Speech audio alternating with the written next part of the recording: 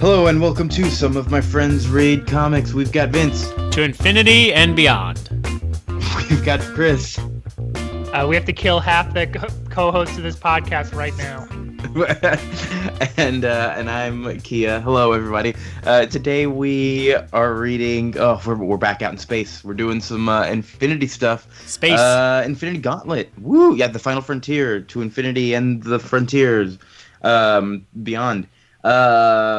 So Guardians of the Galaxy 2 just came out, and I guess we could have read a Guardians of the Galaxy comic, but instead we just decided to keep on going with the whole Infinity thing that they started with Thanos and everything, because Avengers Infinity War is going to be coming out kind of soon, and we wanted to make our way there eventually while still getting to read all this Infinity stuff. A while back we read some issues it was like the return of Thanos and some Silver Surfer issues, and then he went out and he found the Infinity Gems. What was that thing called? Thanos Quest. So it was episodes Thanos 19 Quest, and 23 of this show. So it was like January and March 2016. We actually read Silver Surfer and Thanos Quest first, which I guess Thanos Quest is when he got the Infinity Gems in 1990, and this is summer 91 is when this book came out. So pretty close on the heels, and then we went back even farther and read some Jim Starlin, Adam Warlock to get context for that, and that was episode 23, which was also really cool. That's right. Yeah, and I'm glad we did that because Adam Warlock shows up a lot in this book, and I'm glad we kind of had that knowledge. So, if you don't know much about those, I would suggest maybe go back and listen to those episodes. But you don't have to. You'll pick it up. Go on to Marvel Unlimited, podcasting listener, right? Yeah, go to Marvel Unlimited. Check out Thanos Quest 1 and 2. I would recommend those. Definitely Thanos Quest. Instantly right off the bat, I'll say, we haven't even mentioned like the author, Jim Starlin. He's the guy who's big about like he kind of not created, but really fleshed out all of Marvel's cosmic stuff, and essentially is the guy who's almost in charge of Thanos for like every time Thanos has ever been written. Right. Now he did create Thanos, I'm pretty sure. Oh, he did. Okay, that's right. Yeah, he didn't create Adam Warlock and a lot of these other characters, because I remember we talked about it, I think, on another episode at some point. But he did a fill-in issue of Iron Man, and he's just like, "Here's Thanos and Drax." now everybody loves them. It was literally just like, throwing in the doodles that you have, just like, well, I've had these for a long time, so I'm just going to put them in the first Batman comic I get paid to write. When I worked at my comic publisher, I was about to I was angling to get the one of the comics that they worked on, Ninja High School, and I was probably going to do that same thing where I was like, that's cool, but I'm just going to write my own stuff in the middle of this book. So I'm glad they didn't give me that opportunity, because I would have pissed off some fans. Makes sense. You would have ruined Ninja High School. The 150 issue legacy of Ninja High School. I would have ruined it. Wow. But so I'm glad they didn't let me do that. But yeah, Jim Starlin created Thanos. I think the story is he didn't even know Thanos was at the end of Avengers 1 until he saw it. But Starlin has been writing Thanos books even recently. I think Thanos Imperative. Yeah, I think it had like a book called Infinity Finale. There was like a whole trilogy of newer Infinity stuff that he kind of did. I read one of them recently, which maybe was a bad idea because I haven't even read all the older ones. I just kind of wanted to see what he was going to do with it. But most of them tend to stand on their own. It's just Thanos having some crazy adventure with infinite power and all that. I really like these books. Kind of picks up right after he got all the gems. This is like his first time wielding infinite power. He's put the gems on his little gauntlet. He's like, okay, cool, time to be in charge of everything now. But it's just to impress a girl. Job and stuff. What's that? It's just to impress a girl. It really is. He only did it because he loves Death, Mistress Death. I'm going to call Raven because she looks just like George Perez's Raven from the New Teen Titans. She does look a lot like Raven. Yeah, I kept noticing that. Except like her skull castle reminded me of Skeletor a lot too. Man, like look, the art in this, the first few issues were George Perez. I forget which issue it traded off, but then afterwards it was Ron Lim. Partway through issue 4, because George Perez was drawing Marvel's big comic event of the summer and Wonder Woman, and it was just too much work. Too much work. Makes sense. Yeah, we just did his Wonder Woman on the last episode.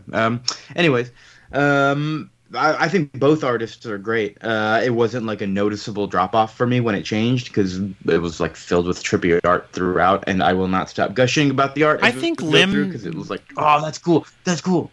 Chris, did Ron Lim do the Silver Surfer or Adam Warlock books that we had read? At least some of them, yes. I know he was the regular artist for Silver Surfer around this time. Yeah, Ron Lim's great.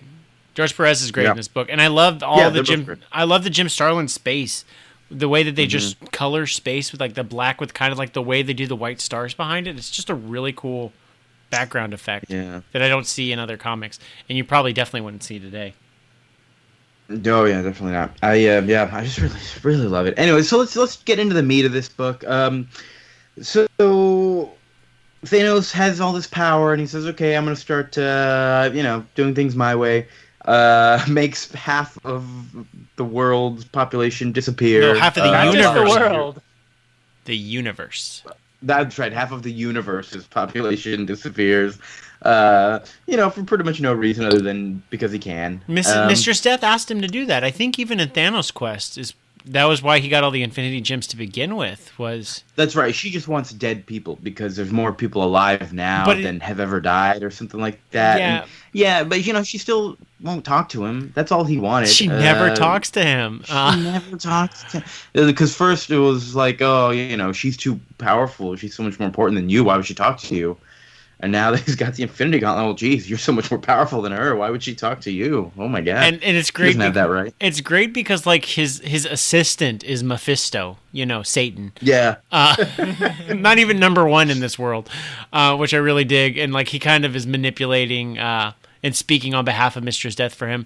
But I did have a question about killing half of all life in the universe. Is that like half of all bugs too, and like half of all animals? Is that half of everything? Has to be. I think so. And did he just go halfway across the board for like all species? Because I feel like if we were just like taking lives in general, if we just killed half the bugs on Earth, we'd take half the lives off. I'm just saying. Preferably all the mosquitoes first. Well, it's half. I mean, every species, cut them in half. Okay, that's how he did it. Yeah, that's how I imagine. But I don't. I'll have to get back to you on that. It seems a lot of logistics. I mean, he is omnipotent and omnipresent. Honestly, I wouldn't be surprised if it was just like the main sentient being on each planet because they never really talk about the other ones. That kind of makes sense to me. But then why are there like these other heroes that, some of them aren't human? Oh boy, man, now you got me thinking about all this other stuff. You know what? Let's just keep going. So where does Thanos go? He goes back home to his family reunion. Aww. Who's that brother? Is that Eros? Is that Eros? Yeah, Eros or Star Fox. That's right, or Star Fox. We need your help, Star Fox. We've got Nebula there. You might recognize her from the Guardians movies, but in this one, she's just a poor shriveled husk of a person because Thanos has literally shriveled up her body because she's the bad daughter and got to keep her in line. So she's like a rotten corpse that just kind of wanders around and looks sad. We've got Eros' mouth gets shut because Thanos is like, I don't want you using any of your shit to mess with me. Who else is there? His dad, he says, you get out of here, I don't want terrible name. Mentor, that's right. Mentor. Yeah. What a dumb name. Who I feel like I'm forgetting someone else. Maybe it was just like some of his assistants hanging out. Remember that rat that he killed in the last thing? He's still got that other like minion who's here, and he gets mad at that guy, so he kills that guy. He's just killing a lot of people because he can. I gotta tell you, first couple of issues felt a little aimless for me. Really, because, I loved it. I loved the first. I liked the first 3 issues more than I liked the back 3 issues. Oh, I disagree. I'm the opposite way. I like the back 3 a lot more than the first 3 because it's kind of like, okay, now I know where we're at, now I know where we're going. And then I enjoyed all the atmosphere and the world building of the first 3. But it didn't have that same focus that Thanos Quest had, where it was just like, okay, here's the plan, here's what we're doing, let's go. Yeah, the first 3 issues are more Thanos doesn't really care at all, except about what's happening with Mistress Death, and trying to get her interest. And meanwhile, everybody else is having a catastrophe. So for some reason, taking off half the life, there was also like a wave, an annihilation wave or something that now pushed Earth, so it's going to be into an ice age. And then Doctor Doom is mad because half of his population's gone, so he's like, who fucked this up? It's probably Doctor Strange. So he goes over to Doctor Strange's house to wreck shit. And then, meanwhile, Doctor Strange is dealing with Adam Warlock, who's shown up to stop Thanos. And half the Avengers are gone, but, there's, tidal waves and all these catastrophes. And so I like all the pieces, and I even love that it's like Galactus is mad because half of the life in the universe is gone, so he has less to eat.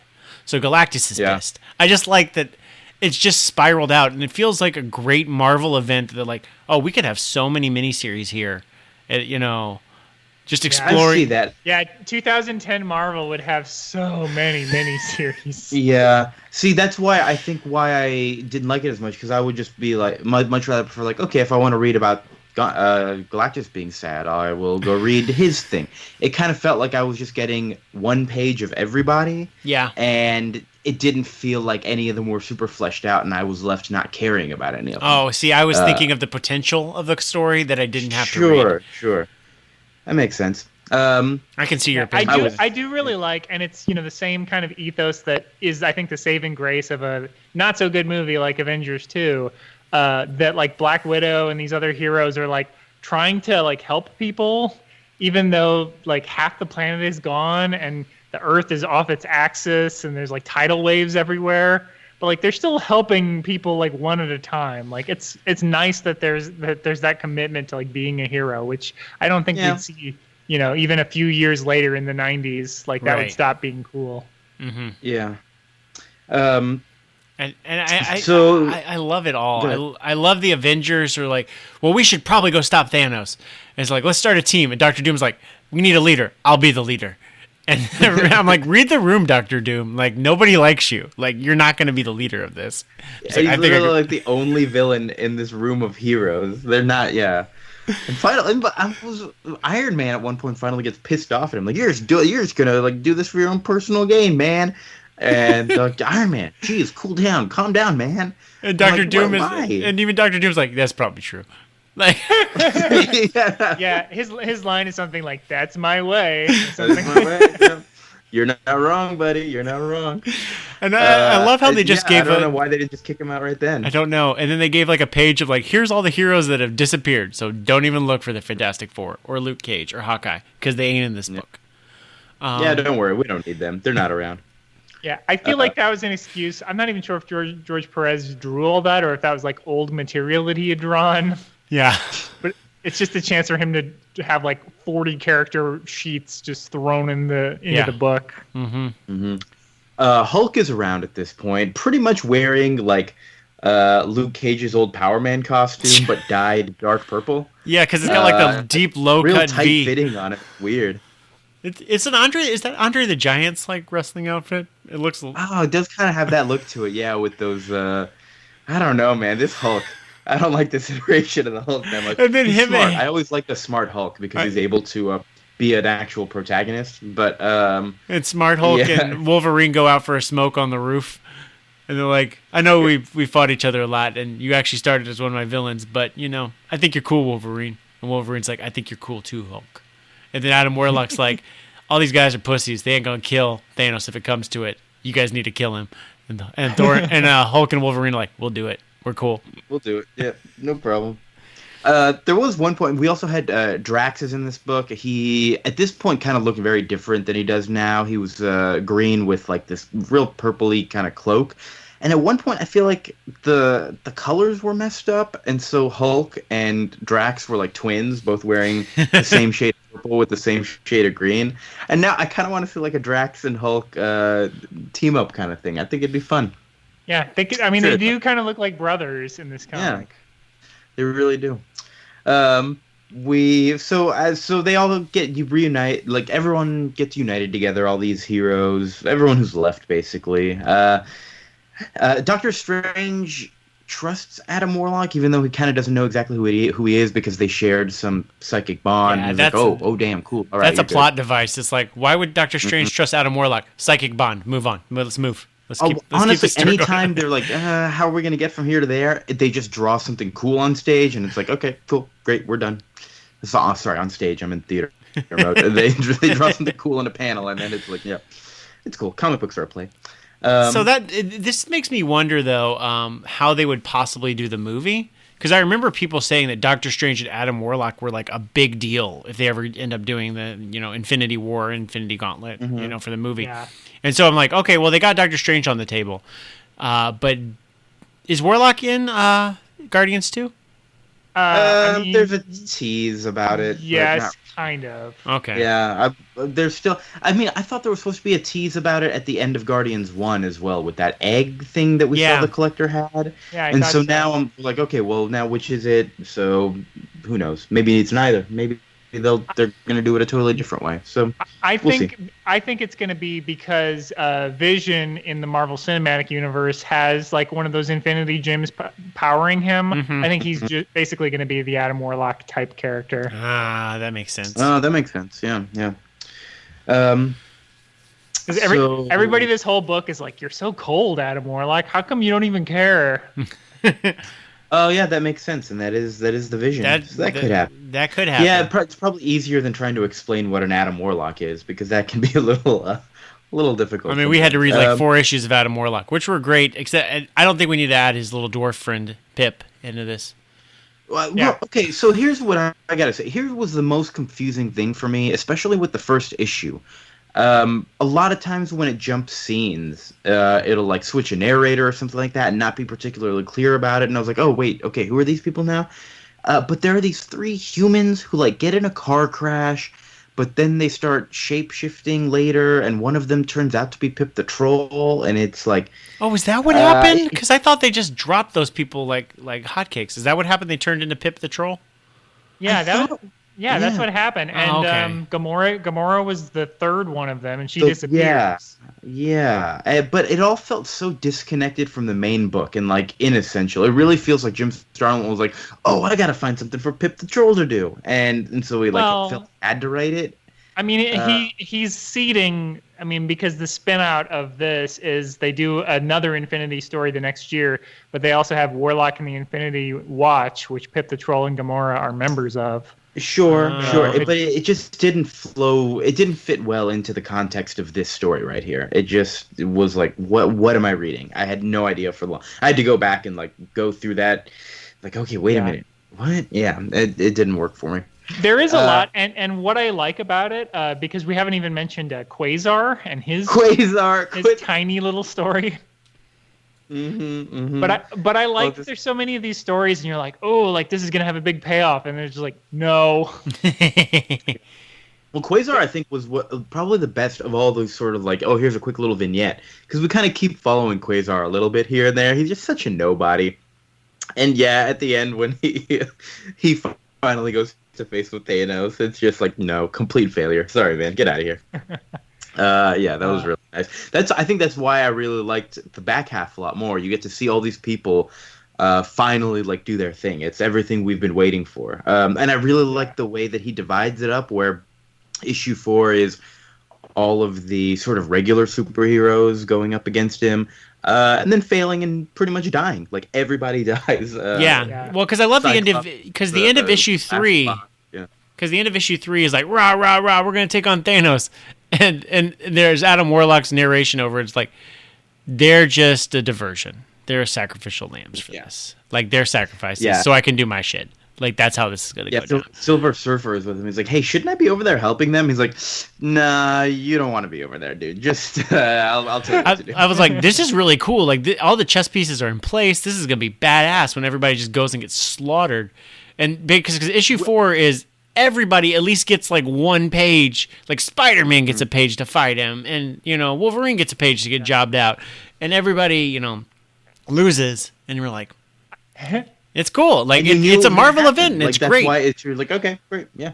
That Thor scene was maybe my favorite of all of the like everybody getting their chance, where he throws his hammer at Thanos and he just like opens a wormhole. Yeah, and his hammer just disappears through it, and it's like, uh-oh. Yeah, it's super. And he finally gets it back, and he turns to glass because that's what Thanos can do. Yeah, everybody gets a moment. It's great. My favorite, like the whole concept of the whole thing too, is like he has this infinite power, and so he he is unstoppable. But Mephisto actually tricks him and like, I guess he's still trying to impress these ladies. There's another. Sorry, Thanos also makes himself another lady. He says, "Death, if you won't talk to me, here I'm gonna make Taraxia. She's just like me, and she talks, and she's more badass." So he makes up a girlfriend to like make out with, to try to make Mistress Death jealous. Yeah, and it's like he does that thing where he's like kissing her, but like looking over, like, "Are you watching me make out with her? Come on, man." It's also that thing where it's like, the chipmunks and the chipettes, where it's just like it's a girl version of him. He's such a loser. Guy. It's really funny. He is gross. But anyways, he's like, Mephisto says, "Oh, if you really want to impress them, like, you can't just go beat all these superheroes with your infinite power. Like, it only counts as being cool and brave if there's a chance that you could lose." And so he kind of like lets away some of his power, like his cosmic knowledge, I guess, like being able to see everything that's coming. So the heroes are still able to surprise him every now and then. I think my favorite surprise was when Spider-Man hits him in the face with the web, which accomplishes nothing. But yeah, the box that he puts around Cyclops' head to suffocate him, turning Thor to glass. Yeah, this is some really great moments here. I will say it tells you a lot about how unimportant Iron Man was at the time. That he's killed by Taraxia off screen. Off screen, yeah. He just gets beheaded. Like, she comes back in with the head. Yeah, he was a nobody. That's why it blew my mind that they pinned all their like Marvel Cinematic Universe hopes on Iron Man, and it made like over $100 million its first weekend. I was like, really? Amazing. Iron Man? Okay. You needed those special effects, man. That's what did it. People love Robert Downey Jr. is what it really was. That too.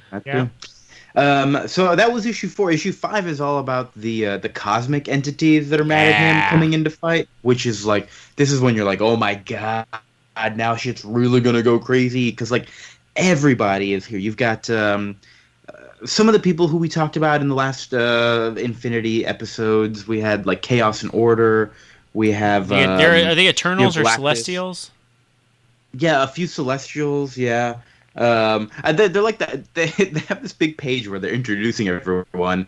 I don't remember who it is looking at them, but it says, "Oh, and those two things. They're probably Celestials." All right, next. I love this. I don't know why every image of Galactus just makes me so happy in this book. I don't know why. He's so damn big and he's so damn grim. It's just like, he just looks cool, just standing there. God, I wish he could be in Guardians. Oh, it makes me so sad. Yeah. He's awesome. One of these days there will be a good Fantastic Four movie. No, that will not happen. Yeah, it already happened in 2004, and it might happen again next year with Incredibles 2. We'll see. The Incredibles was the best Fantastic Four movie, but anyways, all this cosmic craziness is going on, and they're still failing as well because Thanos has the gauntlet and he's all powerful. And he eventually, Eternity is there. Eternity is like this entity that embodies all of the universe in a weird way. And Thanos takes over and just becomes the universe. There's this great panel where it's just space, and you can see that sort of outline of his head in the stars. Like, he just is everything. That was like, oh shit, damn, this is fucked up. And he reminds me that time Skeletor in the Masters of the Universe movie got powered up. Got the power of the universe. And then these cosmic entities are all like frozen. They're just like under his control, like waiting for him to do whatever. But then Nebula comes along, and Nebula, I forget how this happened, but Nebula gets the gauntlet from Thanos. She's like zombied out there, and I guess for some Thanos is like, I'll just abandon my body and my glove. She's like, right. That was brains, I'll take it. Because he had everyone else taken care of and didn't think about this horrible, husk thing, but it was still alive enough to take the gauntlet. And then, final issue is this final showdown, and she immediately starts reversing everything that Thanos did, which is a bad idea because Thanos used his power to make her A husk? Oh, I guess she reverses everything like up to a certain point. Like that's her She wish. just Takes her undid back to being the a husk. she did undid the last day, but she was already a husk by That. then. Well, because she turned back into normal Nebula when she got the glove, Hmm. and then he's like, Right, right, right.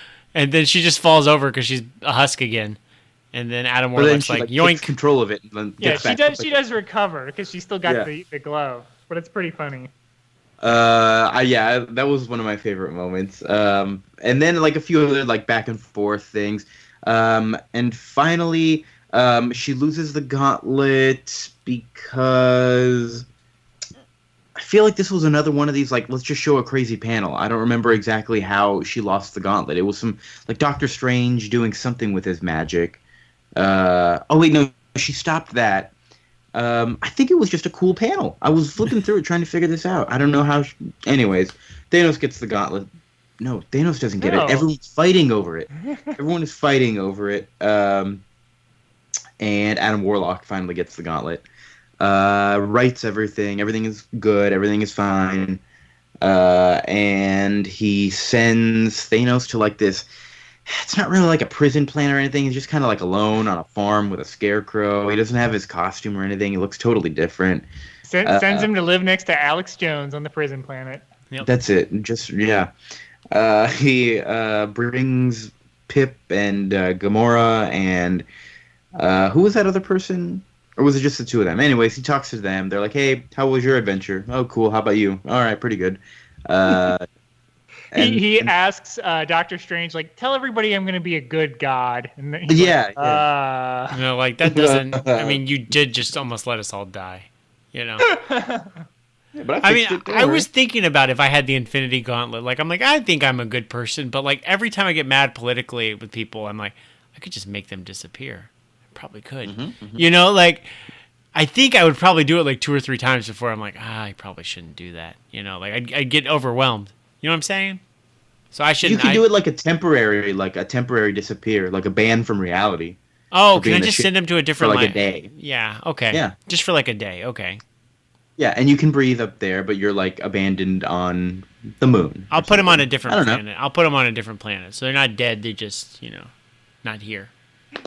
Yeah, just temporarily not. I'm just here. thinking if I had the Infinity Gauntlet, I'd probably also be a shitty god. I'm just thinking that. Yeah, I think so. I'd be a shitty god. I think. I think I'd Chris, be how more, about you? What kind of a god more would you be? Dr. Manhattan-y, and then I'd be like, well, so long, humans. That works too. Yeah, just get rid of everyone. We're just going to go to Mars and chill out float there. off into space. Be like, well, there's I other see, I stuff see. to do.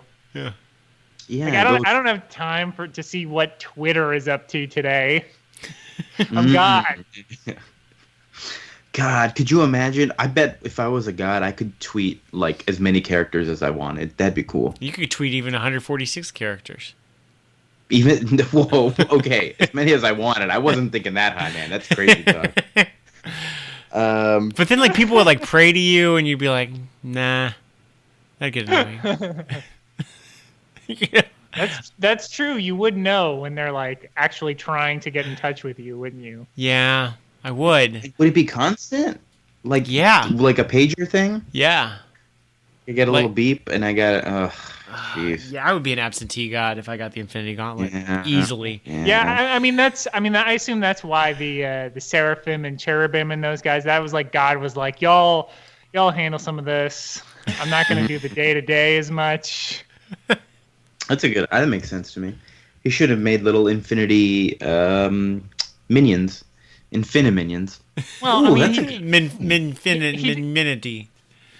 But all right. he doesn't make them, but in Warlock and the Infinity Watch, he is like, I'm going to give Gamora a gem. I'm going to give Pip a gem for some reason, and Drax a gem. Okay. So he does kind of I'd be excited delegate. to get to those. Does that come before Infinity War, or is it after Infinity War? I think it's before. They do like 7 or 8 issues, and then it ties into Infinity Yeah, War. issue 1 is in the Infinity Gauntlet omnibus. I know. Oh, okay. Of So Warlock maybe we'll do that one next before Infinity War. Yeah, that's not a bad idea. Cool. I'm glad we did this a little Is ahead there of anything time. else? So Sorry, go ahead. I'm glad we did this a little ahead of time because watching Wonder Woman, like after reading the comic, I'm like, I know where this is going. Mm-hmm. You know? But yeah, I kind of expect them to very heavily change up all the Infinity stuff because there's just no way they can go word for word with how the book was. But I am hoping Nebula gets to do her thing when the movie finally comes out. I feel like it's a tall order to ask all the Celestials and try to establish them to come and fight Thanos. Like that seems like a tall order. Yeah. But man, Doctor Strange already did some crazy shit with their villain, so it's true. I feel like Doctor Strange opened the door a little bit for some of this cosmic stuff. Where if you saw another Dormammu, you'd be like, oh, okay, it's another one of these guys. Yeah, exactly. And Guardians 2 just showed more zany shit and more of what kind of insanity is possible in this universe. So they can do whatever they want at this point. Cool. Oh yeah, they've got that. I wonder where Ego was, or Ego, or whatever his name was, during all this. He's a cosmic entity. That's right, Ego the Living Planet. Yeah, I don't know. Maybe he just wasn't around. He was a little busy. I don't know. I guess. He didn't get the memo. He's just out there, hanging out with other planets. Hey, where'd everybody else go? Yeah. Is there anything that we missed that we need to talk about from the story? I feel like, there's so much that I'm sure we missed a lot of things. But any little moments that you really wanted to mention? Not really. I was very pleased with it, though, across the board. Yeah, I really loved it. Once it, for me, I know we disagreed, but for me, once it got going and it was all right, kind of that, the resolution of the whole thing was really enjoyable. Even though, we went through it really fast, that last issue, I think, just sort of seeing Adam Warlock's reasoning behind sort of what it means to be a god, and hey, you were living under these same forces before, except they were chaotic, and now I've just kind of keeping them under control. Yeah, how is that cool. Not a better thing, you idiots? But very noticeably, just that is kind of weird, dude. You have too much power. Mm-hmm. Absolute power, corrupting, absolutely, all that kind of stuff. I like thinking about all that. Yeah. So I'm glad it showed up. With that, Chris, you got anything you want to say? Oh yeah, I did want to mention. I don't know if y'all remember the Marvel trading cards. I feel like they still exist to a certain extent, but not really. What's the deck that was the company that was? It was either Upper Deck or Deck? And Tops. Tops had a run, didn't they, Chris? Tops had them too, yeah. I forget who it was, but the I guess it would have been 1992 Marvel trading cards all had a spacey background, and a lot of the art I saw in this, I was like, oh, that's how I know what that character looks like. It's from this. Oh, interesting. They borrowed a lot of George Perez's art and designs, and so they had so many. Every cosmic being had his own trading card, and you're like, who are these guys? And so the Celestials and Eternity and the Living Tribunal, who we didn't even mention, he basically is I care about the multiverse, so I don't care about this universe. Yeah, and he's he has not committed any cosmic crime. He's just, it's survival of the fittest. He got all the things and he's killing all you motherfuckers. That's not a cosmic crime. He's playing within the rules. I find it interesting that's from a business standpoint that all of their images for these people would have come from this one comic, which maybe makes sense because it's just okay, let's just pay George Perez because he already drew all these people and we're good. He's a superstar artist. To, go through and look for these names anywhere else. We already have a guaranteed good version here, so we're all set. Yeah, I'm sure they paid him again because my understanding is that you made good money per card compared to your actual interior of an issue artist. I believe that. Oh wow, is that still a thing? Probably not now. You get good money for drawing trading cards? I think they get paid. They get paid a shit ton for covers more than they get paid for just interior. Oh, I can imagine that. Yeah. Yeah, it's especially those variant covers. Man, I know some people hate variant covers, but I'm just why not? Just print more art. It's great. Mm-hmm. Why not? So, I think those people who hate it are the ones who feel like they have to have everything, and they just feel like they're getting ripped off because now I had to buy this comic again. Oh, poor people. Yeah, or $20. Sorry, Vince, what were you going to say? Chris, I'm sure you've seen these, but our listeners might be interested in it, and Kia, you might be. Laser Time's YouTube channel has gone through now I think 2 years runs of Marvel playing cards and just reading every card and talking about that character's history. It takes 4 hours to go through the entire run of cards, and it's think they're in the 80s still, but it's really, really good. If you want like a good overview of Marvel history, I'd be interested to see when they get to the 92 run, Chris. Yep, it's great. Although they make minor mistakes, which irritate me to no end in almost every episode. Are you saying you sometimes get upset about details in comics? No. Well, no. Like that's the era of comics that like is just burned into my brain forever, and I know exactly what happened. Yeah. So speaking of that, my final thoughts are: this is probably my favorite Marvel event I've ever read. Just straight up. Oh wow, okay. Like, I mean, I primarily just read Marvel events from like 2004 to 2011, like Avengers versus X-Men, and that's when I tapped out. It's like I can't do this anymore. Mm-hmm. But I would also say this book feels like a book out of time because it feels like it could be published today, and it doesn't feel like 80s and 90s comics that I've read ever. I don't think this could be published today. I don't think so. I think it's. I still think those first few issues are too messy with regards to the plot, and I think if it was coming out today, you'd have a little like, if you had a little caption saying "for more on this person, go see this miniseries." I'm sure that's what would happen. That would help me a lot more because I'd say, okay, that was what that page was for, and now I'm done with it. Yeah, it just feels a lot like House of M or Civil War, like spending half of its time on setup and putting all the pieces in place. You know, it's better than those. I mean, that makes sense. Yeah. I would prefer it to have been published then than House of M. But I guess that's 15.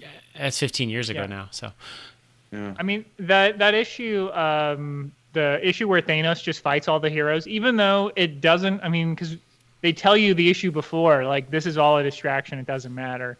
Yeah. And then the next issue is nothing but fighting. It's still awesome. Like you know, like in a way that Secret Invasion and all these other events, they just kind of miss that the coolest part of this is just like spotlighting all the different characters, giving them a chance to do something cool, and then like having kind of a bigger story that is being pushed forward every issue, while cool stuff is happening. I feel like so much of, and I don't want to single him out because I know I've picked on him before, but Brian Michael Bendis is like, he dumps everything in the first issue and is like, uh-oh, now I have to tell 3 issues where nothing happens.